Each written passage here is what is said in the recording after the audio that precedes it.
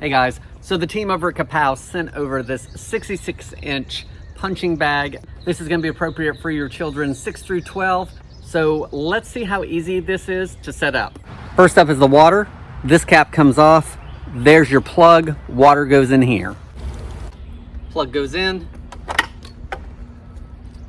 Twist on the cap. Nice fit for the pump. Let's get this pumped up. All right guys, minimal effort for that, nice and tight. Press that down to keep it in, of course. Let's get this top part done. All right guys, so setup was pretty easy. 5 to 6 gallons of water in the 66-inch size one. Then I tightened it up with air.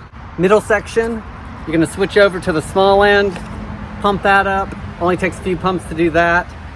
Finally, you wanna pump up this, switch back to the big side, pump it up.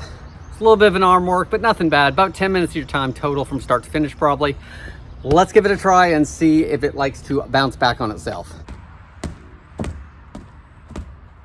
We've seen how it worked. Let's go over a few things. The gloves. Nice wide bands on them, so the Velcro is going to stay closed. I really like that, and they fit me. The pump. Simple to use. Didn't have any issues with it. Just make sure your hose is on tight. Does have multiple sizes, so it's going to fill the bases, the top, as well as that middle section that has a little bit of air in it to keep it stable. Water, 5 to 6 gallons in the base to help weigh it down.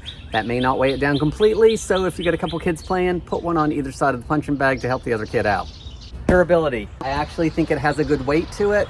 I think it's pretty heavy, but it does come with 2 repair patches in case you should have any issues. It is an inflatable though, so you're gonna probably need that pump just to keep everything nice and tight. One more thing, deflation. The plugs all have quick releases. You just need to unplug them and then let all that air go out and of course, drain the water out of the bottom.